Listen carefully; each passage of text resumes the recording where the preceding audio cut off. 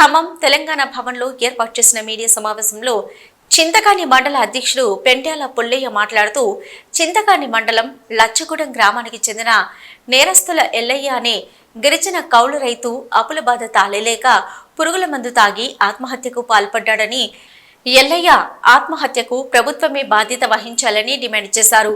వివరాల్లోకి వెళ్తే నేరస్తుల ఎల్లయ్య అనే ఎరిగిన కౌలు రైతు 3 ఎకరాల మాగాణు భూమిని కౌలుకు తీసుకొని వ్యవసాయం చేసేవాడని, కాలువ ఆధారిత చివరి భూమి కావడంతో కాలువ నీళ్లు అతని భూమి వరకు రాకపోవడంతో వేసిన వరి ఎండిపోయిందని, అప్పటికే పెట్టుబడి క్రింద 4 లక్షలు అప్పు చేశాడని, భూమి యజమానికి కౌలు కూడా కట్టాల్సి రావడంతో దిక్కుతోచని స్థితిలో అప్పుల బాధ తాళలేక ఆత్మహత్యకు పాల్పడ్డారన్నారు.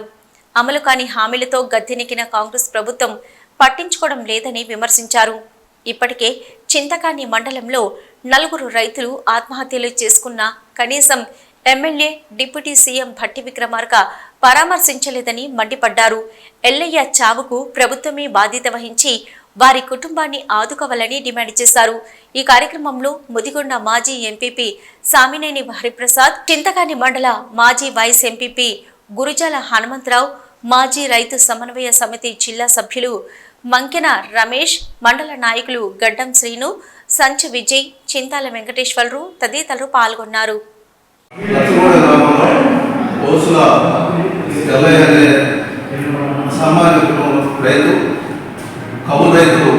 కౌలు తీసుకొని మాగాన్ని నడిస్తున్నారు. దానిలో భాగంగా వాళ్ళు చాలా చిన్న కుటుంబం, పేదవాళ్ళు, వాళ్ళు చెట్టుకోలేదు.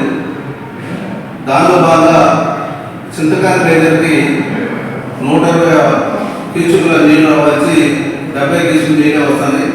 దానివల్ల చివరి భూమికి నీళ్ళు రావడం వల్ల ఆ వరిపొలం 3 ఎకరాల వరిపొలం, సుమారు 3 ఎకరాల వరిపొలం ఎండిపోవడంతో అతను పూర్తిగా అప్పుల బాధలతో అప్పులయ్యి పరిస్థితి అనేది చేరిపోయిన తర్వాత ఆత్మహత్య చేసుకోవడం జరిగింది.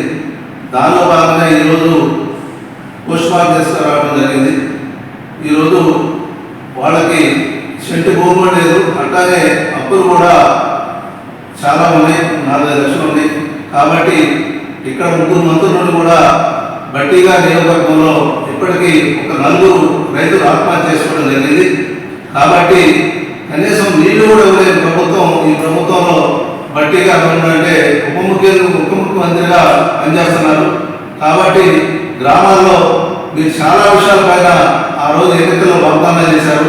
ఆ వాగ్దానాన్ని విస్మరించి మీరు ఇలా ఒక అధికారంతో ఉన్నారు తప్ప ప్రజలు పట్టించుకునే పరిస్థితి లేదు. ఈ చింతకాని మండలంలో సుమారు ఒక 4-5 మంది చనిపోయినా కానీ వాళ్ళ పరామర్శించడానికి కూడా మీరు రావట్లేదు. కాబట్టి మీ ప్రభుత్వ పరంగా ఆ కుటుంబాన్ని ఆదుకోవాలని చెప్పి మేము టీఆర్ఎస్ పార్టీ తరఫున డిమాండ్ చేస్తున్నాం.